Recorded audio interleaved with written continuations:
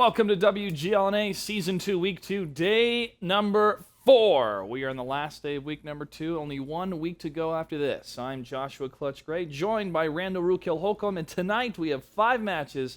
They're going to bring the pain to the people that are defeated because every match counts, obviously, throughout the league play. But the closer and closer we get to the final showdown Sunday, which is going to be next Sunday, next week, we'll know who's going to go to Vegas. And that is a huge deal. We've got some crazy standings right now. Simp went to a shootout once. That threw off their points. I mean, if they drop 1, that could screw up the seeding. That would just throw them way into whack. They'll have to maybe fight Fulcrum early or some other team, which they don't want to fight again, like Wreak Havoc maybe. There's some serious teams, serious competition this season. Last season looked good, but this season, highly competitive. Yeah, Cunningham's currently on top for their bracket, along with Simp on the other side of the bracket. And I do have to say, if there was any sort of expectations, they've been thrown out the window for a lot of these different teams, and that was from day 1 when Wreak Havoc took out Fulcrum game. Let's go ahead and take a look at what happened last night in our matches. Simp took out Simplistic. Nerve defeated Cazadores. Hammer Time took out Simple Tankers. The Cunninghams took out Cat Fast Nation, and Fulcrum Gaming lost to No Limit. A pattern that happened, though, in a lot of these matches. For example, Fulcrum versus No Limit. No Limit took game number 1, battle number 1, but Fulcrum Gaming came back and swept them 3-1. Same thing happened with Cunninghams and Cat Fast Nation. Cat Fast Nation chose steps of all maps for the first map, won on that map, but afterwards Cunningham swept them 3-1. It's a constant theme going through yesterday. Yes. It's just very interesting to see that. And there was even a draw that then turned into a 3-point lead for a few other teams. Wow. I missed a lot when I was not here yesterday and the day before. Rookhill was incapacitated. He was under the weather. How much did you sleep yesterday? 16 hours? I woke up just to take more NyQuil so that I could go back to sleep and continue recovering so that I could come back here today because I didn't want to miss another day. I couldn't bear to miss another day of tanks. And I can't afford to be sick because if I'm sick, who's going to drive the show? I don't know who could possibly do it better than you, Clutch. No, we have a lot of people that work very hard here. We want to make sure everyone is in tip-top shape, both here at the office and at home. So we're glad that you're back. We're going to take a look at yesterday's backtrack for some of the highlights. A lot of fun matches, a lot of fun moments. Let's go ahead and take a look. Still, I'm going to give the advantage to Nerve as they wrap around from behind, killing out Jen Scott, killing out Jen Scott. Yep. CES will go down, and Arabine's going to move in his 5100, getting good shots on Haywad. And just backing out of there. 3 and the 5100. Psycho Killer moves in for the kill, but Kufo returns fire and destroys Haywood. Psycho Killer is going to run right into Kufo and not stop. Zilla is going to be the one to cut him off. And Arabine in the 5100 takes a shot from Psycho Killer, and Goon Swarm cleans it up. Wow, look at all of that push down that water side. Psycho Killer and Radzilla are scouted, and they're going to think, oh no, here they come. I like this. Look at the T-32s. They're actually moving up pretty aggressively to start to get shots on Logos and Arabine if they ever go back too far. But still nothing able to be seen. Radzilla, but Radzilla takes a lot of damage on his side. Yeah, Jen Scott trying to line up another shot, but he's not going to be able to. Arabine is going to lose his driver here. Another shot from the T-32 is going to put him down to 49 hit points. He's actually going to move in all the way. This is a little bit risky. The T-69s might have shots onto the Goon Swarm, but they're not going to utilize that, and down he goes. Psycho Kill going to get the finishing blow. Brawl is going to be much better with their slightly heavier lineup. T1 battle going to happen up to the northern side. CES 28, the only one left alive here. Leading the charge with his view range, he's able to see everything that happened up this fight. Declan in the T1, maybe the first one to spot him coming just down the corner. Mournblade playing it the exact same way we saw last time. He's holding back, waiting for the good crossfire. And he's going to have those free shots. And Darius and Mournblade, look at their position. How did Mournblade get there? Because he's so freaking intelligent. This is so smart. From Hub Whisperer. And Mournblade knows his role. He says, okay, well, 5100s are reloaded. Let's push up so that they start putting guns on me. I'm going to be that HP while the 5100s just chuck away and kill every single one of the Hammer Time tanks. He's probably my new favorite player from Season 1. I know he played in Season 1, but he's been just showcasing some impeccable skill this season. So also a huge highlight of Mournblade pretty much in that Pershing, but performing very well on ends. He's been fantastic all season, that Pershing. It's interesting to see the Pershing play actually come out, and even the Object 416 seeing so much more play after it was introduced in this last patch. I'm loving the medium tanking play. It's probably one of my favorite things to see. I know you love heavy tanks with the T-32, no cons, but I am a big fan of some strong medium tankers. Well, I was able to play the Pershing on the Sheriff account that we have. Reminder, by the way, that we do have Sheriff accounts for the WGLNA pros and the staff. If you do find us in the pub games, we will have a quick announcement saying, hey, you're up against one of the WGLNL pros. If you do kill us, not team fire, guys, you'll be punished. But if the opposite team kills us, you will earn 150 gold. But I've been playing the Pershing, and I have to say I really, really enjoy it because of the maneuverability and how quick it is. Yep. And also you get some good hold-down position for a medium. But and it is fun. Great gun depression. It's got fantastic view range. It's a nice package for a tank.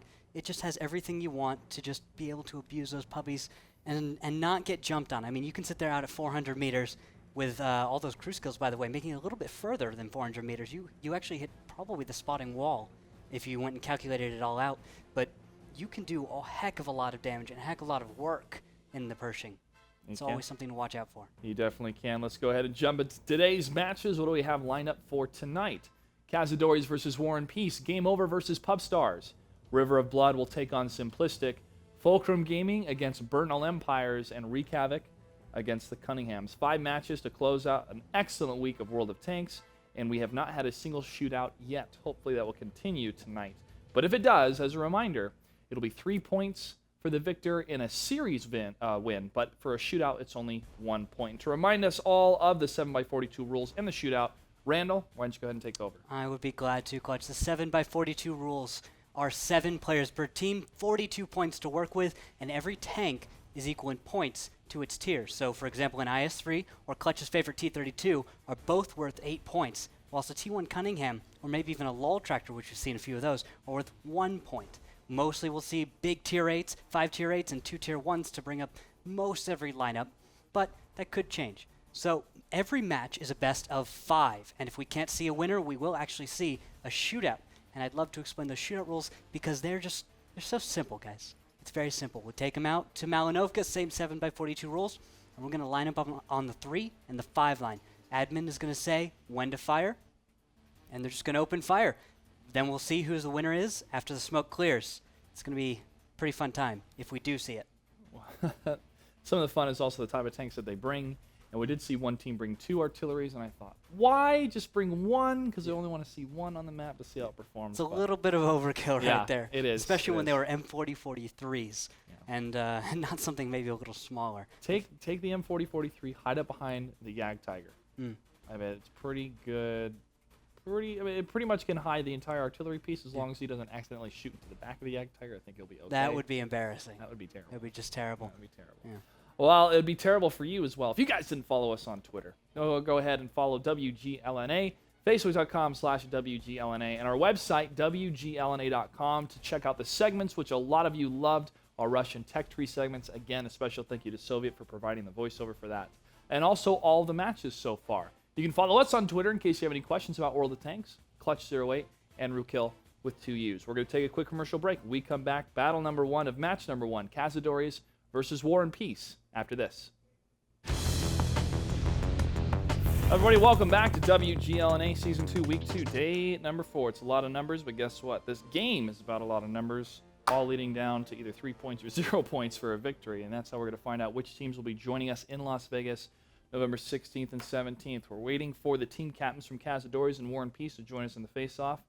But until then, let's talk a little bit about the Object 416. This tank was introduced in the latest patch in the Russian Tech Tree line, a medium tank, very small profile, not good for Goombas, as we'll see later on tonight in the sounds of the game. Oh, yeah. And its turret doesn't actually turn all the way around. It only turns maybe, what is that, maybe 40, 50 to each side?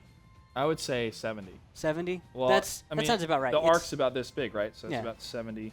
That's about right. Yeah. I mean, I've never seen it's not a full 90. It doesn't go all the way to the right. No, definitely not full 90. And that's certainly a weak spot, but its gun is super potent. Yes. And it's such a low profile. It hits for, I think it's 320 damage per hit, and it fires heat shells, which you know, heat.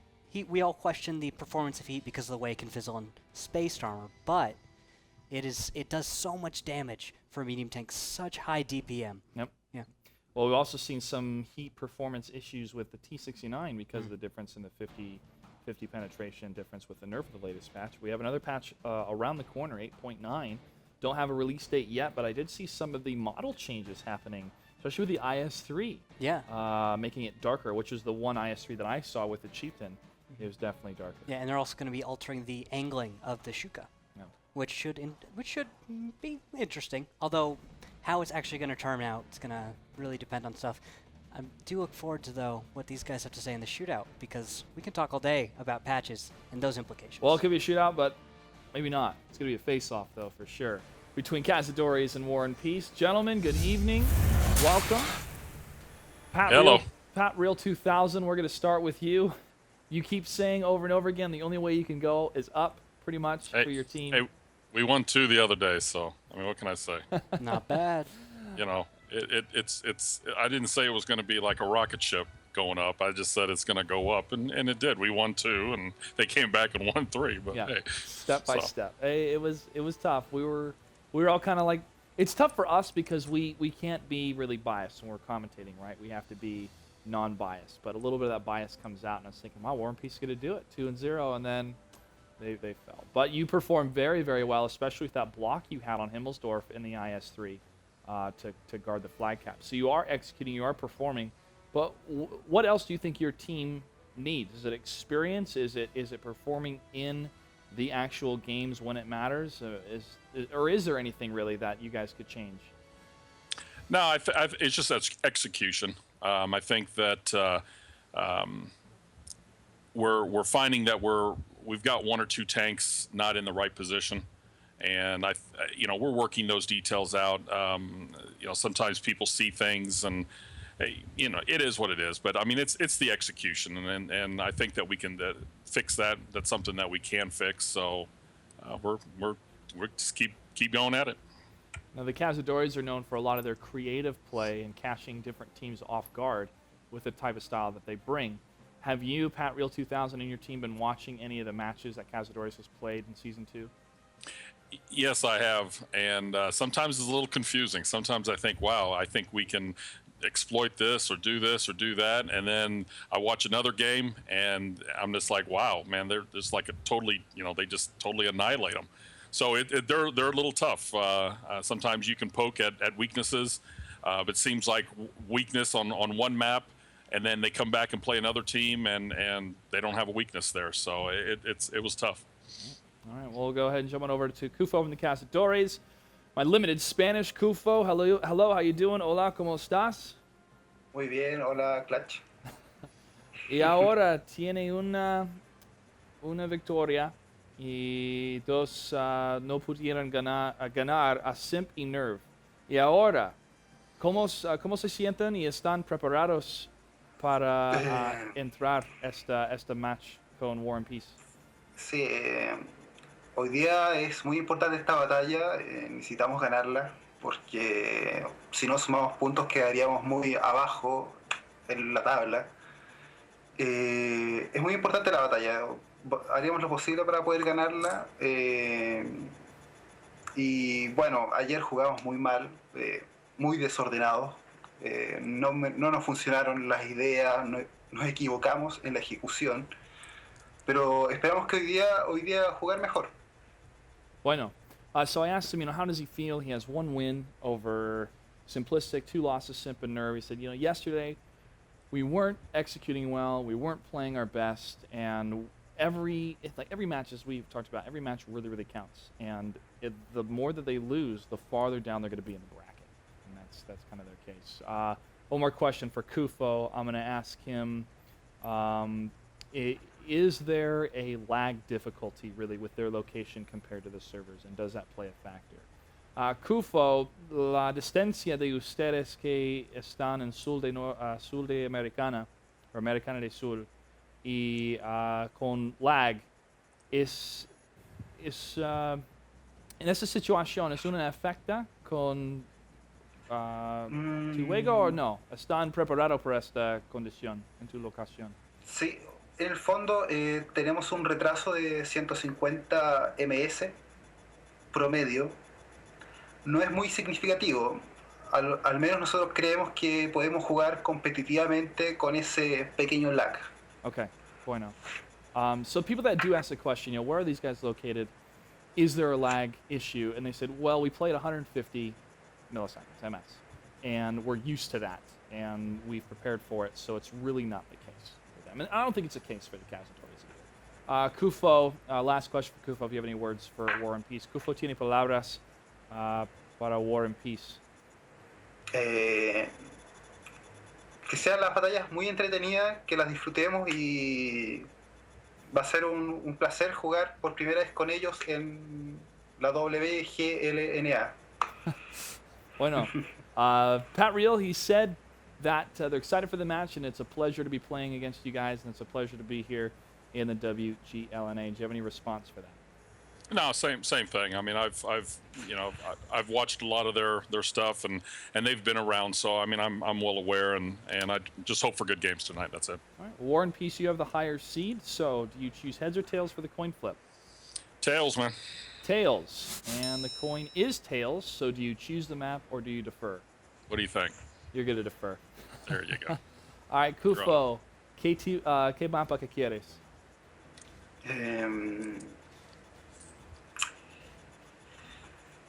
Prokhorovka. Prokhorovka. Okay, the map will be Prokhorovka, and your spawn position, War and Peace. We're going to do north. North side, Prokhorovka. Yep. All right, best of luck to you, gentlemen. We'll see. Going back and forth, keeping these guys scouted, and this could be the push-in. Now, Kufo, however, is coming from the north side. And he's going to stop behind the rocks first, though. And Helio X is going to take a lot of fire. T-69's creeping Helio across X is the going to hill. go down here from Patriel, and 3-2. Can he get the shot in? This could be huge. Just getting this 1390 down. And wow, Kufo is incoming, 242 for Patriel, and now I believe this is it. This is where we have the final clash. Will it be enough, though? Kufo with a fantastic ram on to Patriel. Takes a little bit of damage there, but now he needs to decide, do I chase after Pavlo, or do I fire from this position? He's going to fire from this position. A shot against Pavlo. Looks like one of those from Kufo missed. Another one against Durasta. He's almost down, but 17 seconds left on the clock. 2 tanks still left alive. One of them is AC Dub, and he's retreating all the way to the north. He is at full health in his 1390. I'm not even sure if he is not spotted right now. I don't know if they can bring this home. And Pavlo still at 901 against a 1390 and a T69. This is going to be a draw, guys. It is going to be a draw, and those T69s on the crest of the hill, if maybe they had started the engagement a little bit earlier, they could have either died quicker or landed a couple shots to increase that HP value, and as Kufo did, ram them after they had that final shot with only 8 HP. That was a good call there to ram, and it was also very, very lucky for the Cazadores that they got 2 T1 pickoffs right before that engagement. I felt like that was probably what allowed the Cazadores to be that aggressive, knowing that there was still a chance to win the battle. Unfortunately, not enough time. And War and Peace will bring that one to a draw. I feel like War and Peace wanted that to draw. Yeah, and of course they did, because that's why they had AC Dub go all the way to the north to flee from the action so they could stay alive. We're going to take a quick break. We come back. Battle number 2, Cazadores versus War and Peace after this.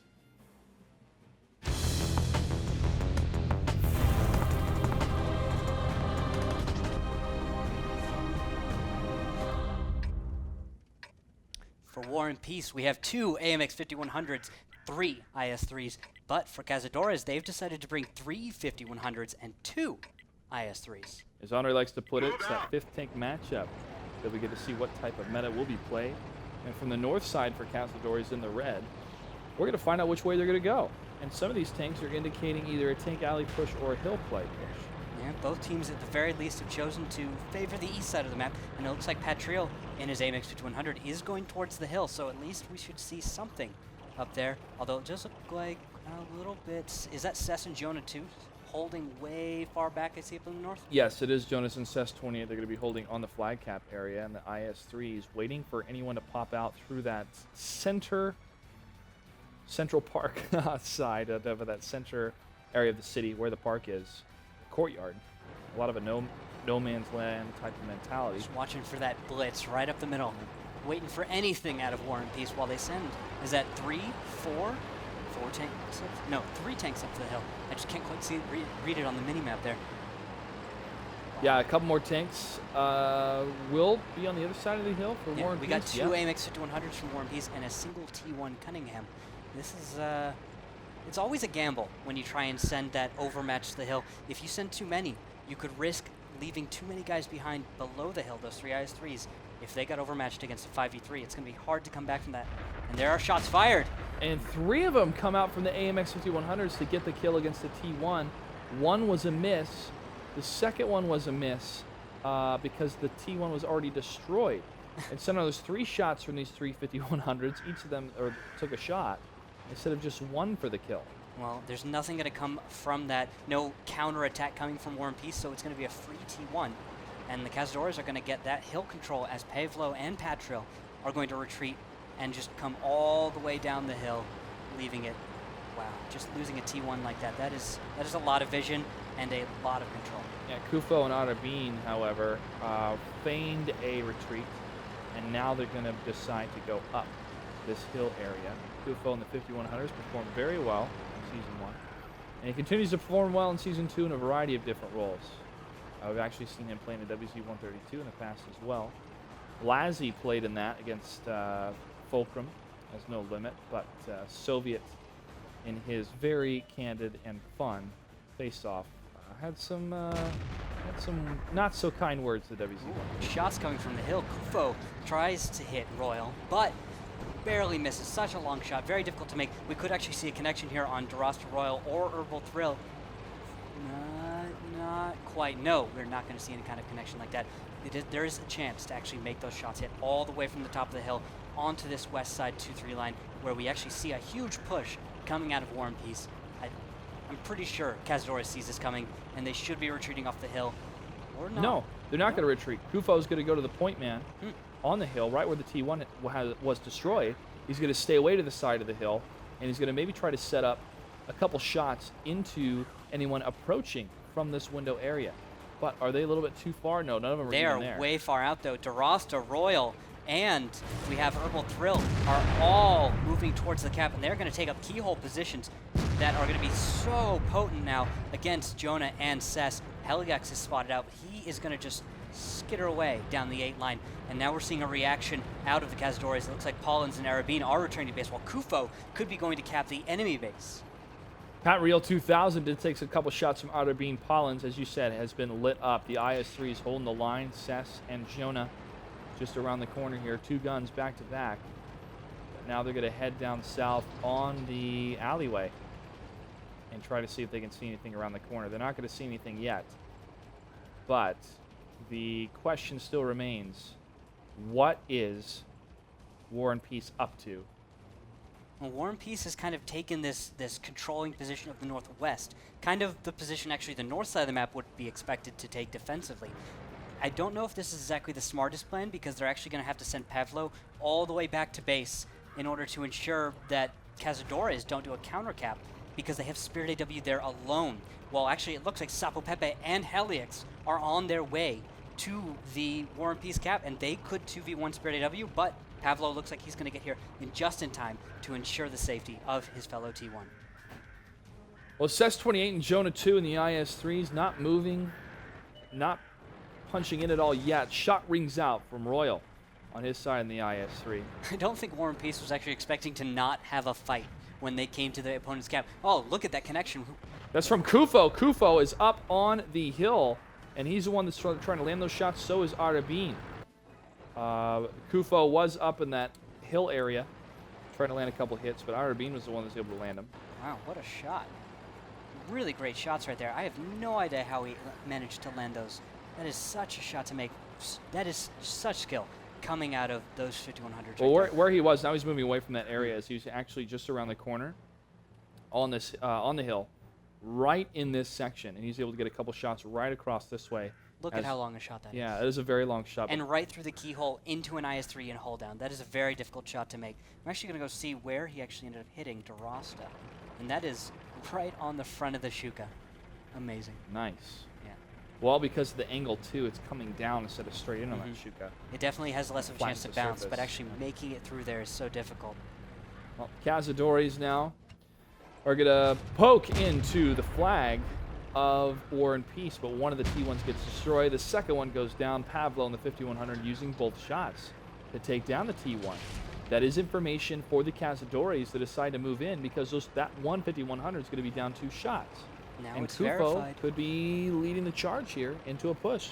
And it looks like Patrio's barely going to escape what was just about to be a net tightening around him. Pavlo, though, might be caught out behind.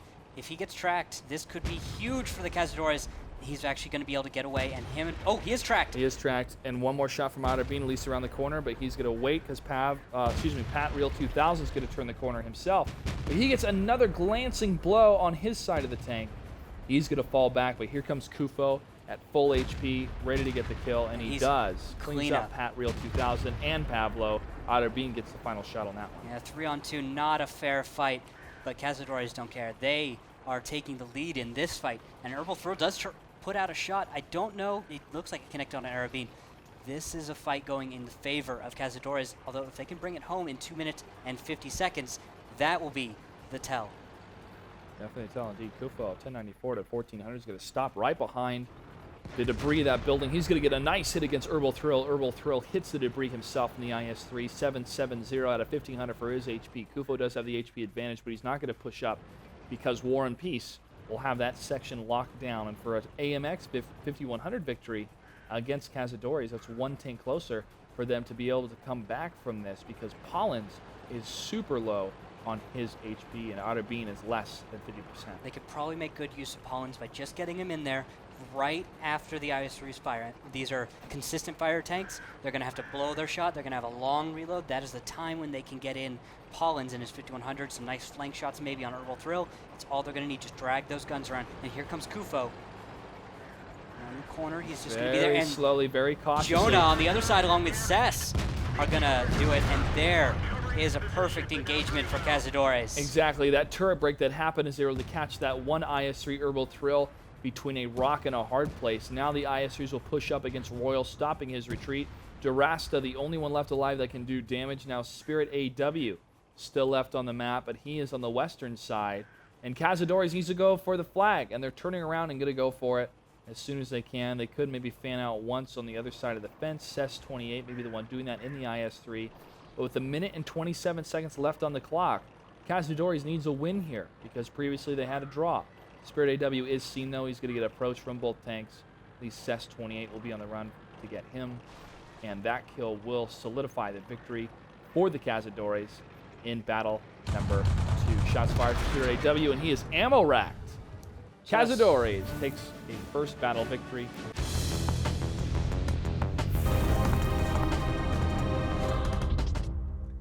For War and Peace, we have 2 AMX 5100s and 3 IS-3s. Cazadores, again, bringing 3 AMX 5100s and 2 IS-3s.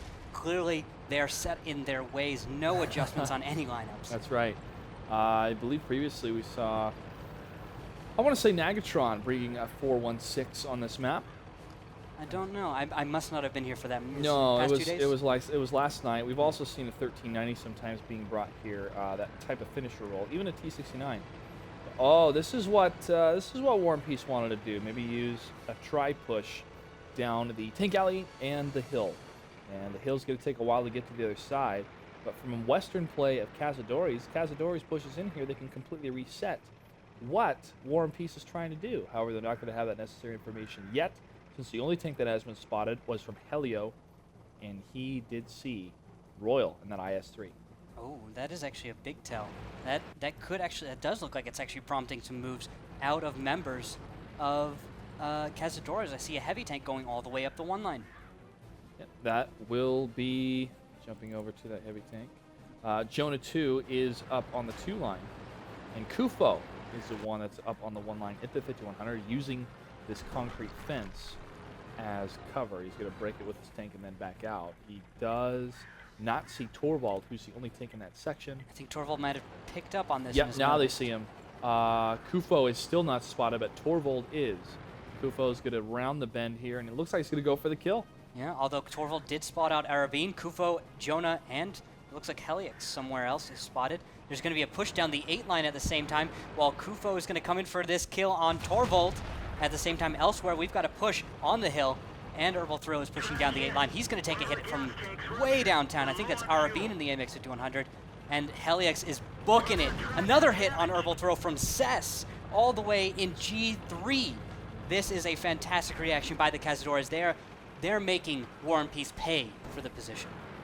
Pat Real 2000, Yeah. I believe, missed, and now he's able to kill the T1. One of man. the friendly T1s on his side was destroyed by Sapo Pepe as the 25100s just completely ignored him, and they lost a tank because of that. Arabine Wow. taking some hit on the side of That's his going to tank. be huge for if they want to try and make any of their cat fast work, because clearly Royal is trying to screen here, but he's bouncing actually a few shots. Decent. Herbal Thrill, though, is down to 59, and he's gone. Royal, though, taking hits from the side. Kufo putting shots into the side. He's down to 203. Cess 28, instead of jumping in front of Pollins, decides to try to turret break, at least be a thorn in the side of one of those IS-3s, but allows Pollins to get that kill on his 5100. Durasta on his IS-3 is going to be just around this corner. Cess at full hit points, 1500, is trying to line up a shot, and he does right through that window area, that archway. Durasta at 145 at a 1500. He's going to try to get up on Jones from behind, but no, Pat Real 2000 is going to move into the 5100 and unload on Jonah. But Jonah 2 is able to get the kill against Durasta, and now he's going to focus on Pat Real around the corner as his teammate, Cess 28, pushes in and is going to lock Pat Real right into the side of that building. Jonah 2 only has 38 hit points left. Cess 28 is going to move in front of Pat Real 2000 and get the final blow here. And waits for the shot. No, he might aim for Pablo. No, he's going to go for the kill against Pat Real 2000. Pablo, the only one left alive here. Cazadores gets the next victory. Wow, securing their lead.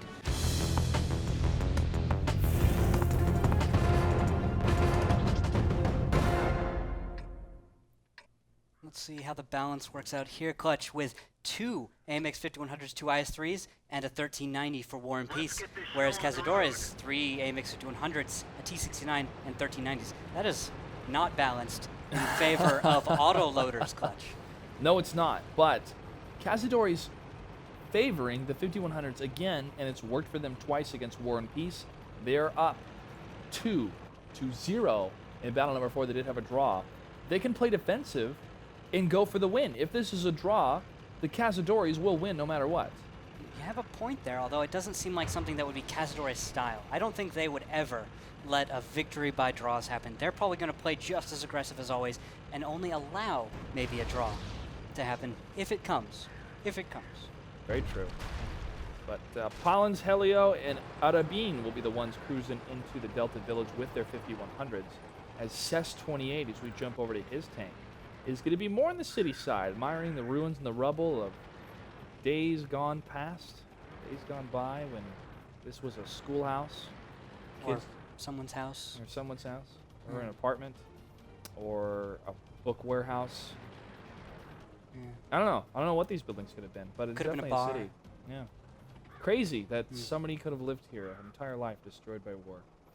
Well, that was sad. Let's go ahead and jump back into tanks. Cess 28 and the T69 is going to still hold down in the city position, and Jonah 2 and the T1 is going to be all the way to the north, scouting anything that pops that way. Nothing yet. I think it's going to be a bit of a standstill between these two teams until the 5-minute mark.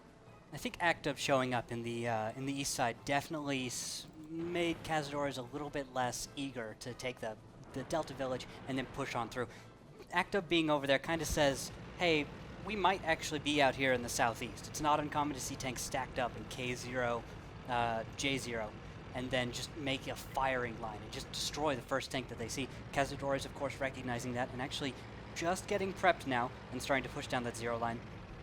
Wonder how that's going to... They're not going to, of course, meet anything, but the manner in which they do definitely does portray their approach to the east side and what they think War and Peace is bringing out to this battle. Well, Kufo is going to hit to the south, and he's going to do a little bit of scouting from the 1390 because of the mobility and speed.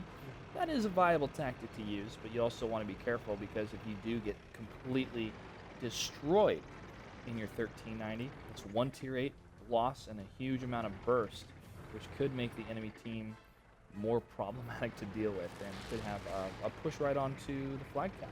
Yeah, it does look like Kufo is pretty confident there that there are no tanks directly to his front. He can safely begin moving up, and he's got plenty of cover to his rear from Pollins. That is Pollins and Arabine. And I actually would love to see them both push into where Cess 28 is because nothing is being scouted. There's going to be no shots going against them. And why not cut the map further in half? And if Jonah 2 said, you know what, I'm going to poke in, see what I can see from the north side. If I do die and it's a tier 8, guess what? Cut them in half, or at least go up that 6 line to engage them. It's gathering that knowledge and trying to get that map control before the 5-minute mark that allows you to have more options for your team reset. You know, the 5-minute mark does turn out to be a super crucial point in any battle that we see. The 5-minute mark is where we see resets. It's where we see any strategies come to fruition most of the time. If it doesn't happen by the 5-minute mark, we can see draws happen, or we just don't see a win coming out because teams just don't have enough time to really get into the positions they want, to see their strats really come and just go the way they want them to. They need that 5 minutes early in the match. And here's that push coming down the 6 line from Cazadores. And with that control, CES-28 could decide to go down the F road on Ruinberg. And if he does take some shots, that'll be key indication of where those heavy tanks are located. Now we have the 3 AMX 50-100s lined up from the Cazadores, as they're going to wait for some more information gathering from Kufo and Sapo Pepe to the very south. I like the leapfrog that this team has brought to this map, but they shouldn't let it go to waste. As more time ticks away, it's less flexibility they're going to have in case they have to do another reset or a counter flank from CES's position if he needs another 5100 to join him, or if there is a flag push on Jonah 2. They do see one of the 5100s, and no tanks have been spotted on the side of War and Peace. Yeah, these Cazadores tanks are doing a very good job of staying undercover, and they're stacking so close to the cap in the south. I wonder if they're going to make the push. That's a risky move to make, though, with these 5100s. They're so soft, they're not going to have much of a chance to bounce anything, and they're going to be approaching, little to their knowledge, right into the open.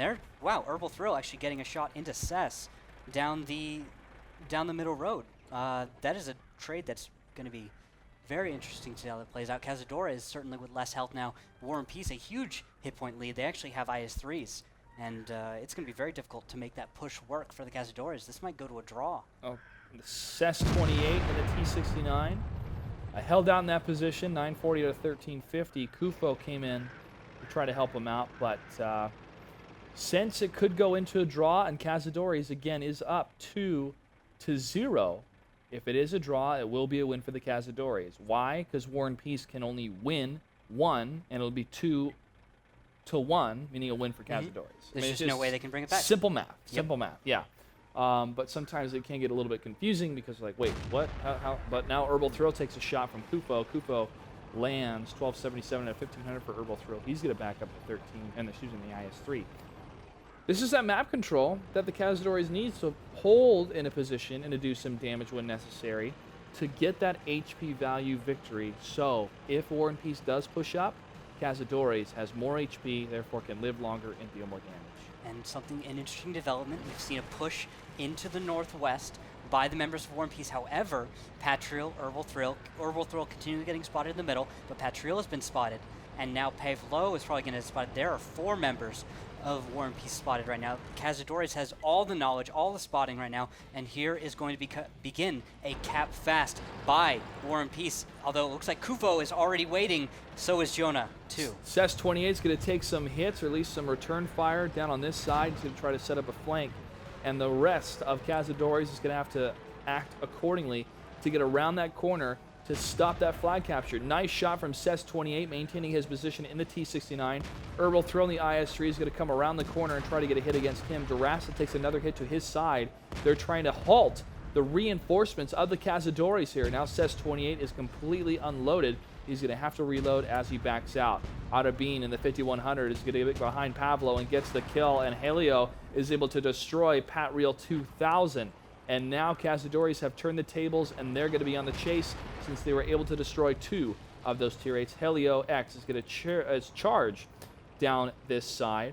But this is a good move from Herbal Thrill and Durasta coming up that 6th line. Yeah, I don't know if they'll be able to bring this back. Kufo takes a huge hit, though, and he's going to have to back off or risk dying in the next 8 seconds as Durasta and Herbal Thrill will be reloaded. We see Paulins and Helix, though, just breaking south as quickly as they can, and Sapo Pepe in the south also looks like he's going to try to initiate the cap. Kufo, though, has gone dark, and he's going to cross in the open. Will he go down? Two shots fired from the IS-3s. Herbal Throw and Durasta both miss. Kufo counting his lucky stars as he backs up in the 5100. Now all Cazadores has to do is try to poke in and out for some shots or hide. Because again, this is going to be difficult if War and Peace wins this, because this will break it into a draw or win Sapo scenario Pepe again for War won and in a Peace. T1 fight to the south, so he's a single T1 capping versus 2 IS-3s capping in the north. And there goes Paulins in the 5100 as Acto very appropriately responds to that. And there goes Helix. This is huge for War and Peace. It is huge for War and Peace, but Acdub, AC Dub is the one in the 1390 is going to have to perform well here and land those shots. He has 18 seconds to do so. Kufo might go for a suicide run here in his 1390s. He's going to try to line up Herbal Thrill. And Here comes Active. He spots Sapo Pepe, and it's over for Sapo Pepe. it is over. However, Kufo could try to stay alive here. Does he get the reset? He needs one more shot to get the reset Misses. here. Oh, and he is killed. That means War and Peace is able to take this battle, battle number 4.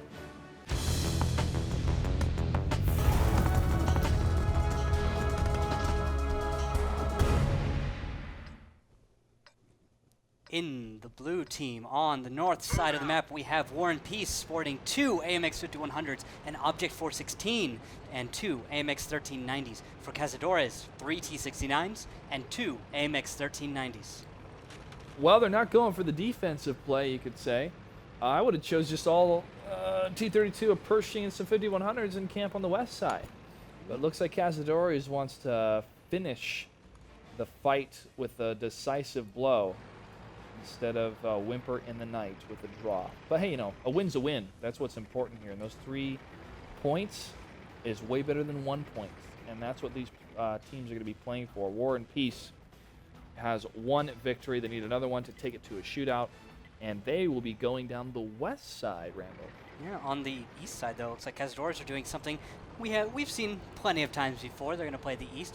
West side does look like a very, I don't know. This push is kind of already falling apart here from War and Peace. They're just kind of stopping short. Doesn't really seem like it's got much of a direction. They're stopping around D2, D1, E2, E1. And it's not quite the lineup I'd say is optimal for playing the west side. They've got 2 1390s, and there's not a whole lot of mobility being used out of those 2. They're not grabbing any really forward positions. Looks like DeRosta in the T1, though, has gone towards the Abbey itself and is just trying to see if anybody's going to enter. However, no Cazadores have been foolish enough to enter the Abbey and risk taking damage from the west side. It's true. Cazadores, though, are proven to play a different tune going up the east, and now Kufo is going to be going up this hillside, admiring the beautiful view, the landscape and architecture of late 18th century, 19th century, maybe early 20th century architectural design. And he's going to go, hey, guess what, guys? No tanks for me to kill. I'm going to go away here. I'm going to go to the north and see what else I can see. Yeah, nothing to spot. These teams both playing completely incompatible strats. No one's going to run into each other at all early in this match. And it looks like a push out of War and Peace is going to recognize, well, Cazadores is probably doing what they always do. Let's go ahead and push to the south. We've seen teams like Simp do the same thing on Abbey, and after pushing all the way to the south, return all the way to the north.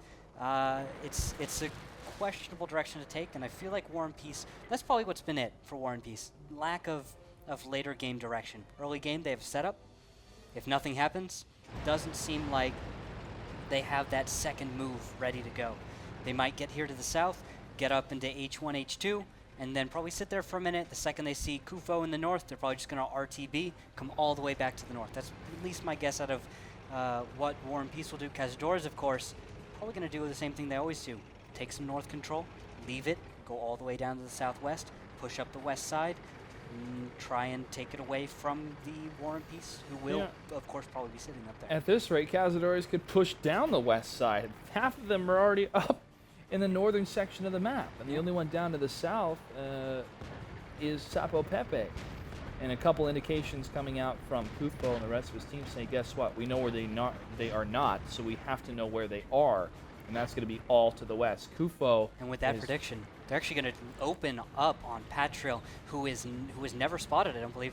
And he actually takes a solid hit, going down to 938. Numerous hits, just peppering his bush. Patriel scared away from that bush. He's not going to be able to spot anyone for a little bit.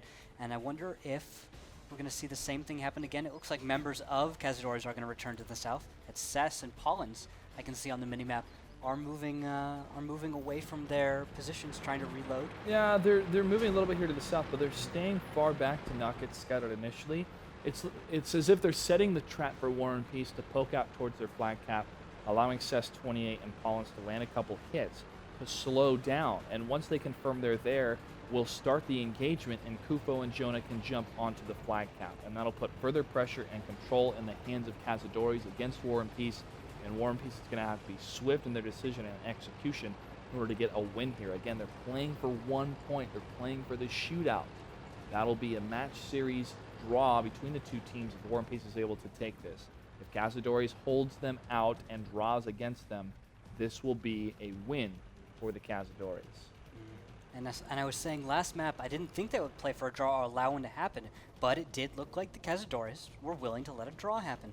Very interesting playstyle out of the Cazadores. They may actually have the similar approach for this map. And it does look like they're actually preparing for to deflect cap pressure as Sapo Pepe is set up to spot the cap. And there, Arabine in the T-69 making shots all the way from, that is Foxtrot 7 in the T-69. That tells War and Peace their T-69 is ready to waste any tanks that come up on the cap. Better not try this. Pavlo says, let's better not try this, and turns his tank around.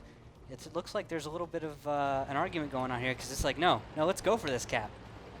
I don't know what Cazadores is waiting on for a trigger. They see one heavy tank, or excuse me, they see one tier 8 tank. They destroyed one T1. They have to know they're on the western approach, and I think Kufo and Jonah 2 don't want to get found out here too soon. But now you see the 416, the Pat Real 2000. Otterbean takes down the other T1. This has to be an indicator for Cazadores to get on that flag to continue to hold down that pressure. Because if not, if Cess and Pollens for some reason can't land their shots, and there's multiple tanks with multiple guarding positions for War and Peace on the flag cap, Cazadores could be in trouble. But more shots fired against Spirit AW, and he took some serious damage. And he's down to 455 now, and Pavlo himself is down to 1147. We are at the about the 4 minute mark, and more shots rang out as Spirit AW takes another hit. He's down to 232, and that's going to really hurt if War and Peace wants to begin any kind of engagement. We've got Patriel and Act Up trying to get some kind of screen going for the cap as the blue base is under attack. Jonah 2 on the cap with 1 minute 30 seconds left on that cap. Can anyone return to base? In the meantime, a fight happening here in the middle of the map. Otterbean took a lot of damage, but he pulls back in the T-69 just in nick of time as Cess 28 and his T-69 is going to fire into the Object 416. Whirl and AC double move across the way, but one T-69 will still stay alive. Kupo gets the kill against AC Dub, and Halio is able to clean up Pavlo.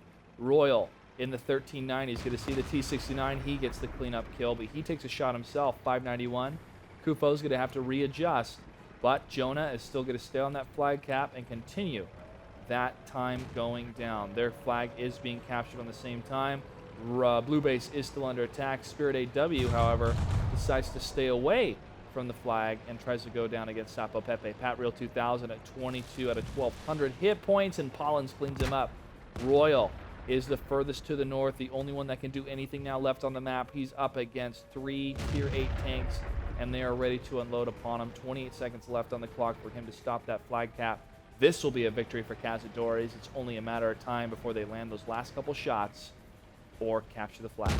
Really unfortunate for War and Peace. It looks so nice at the beginning of the season. So many good teams in this league, and then Cazadores just looking so strong today. Very interesting play out of them.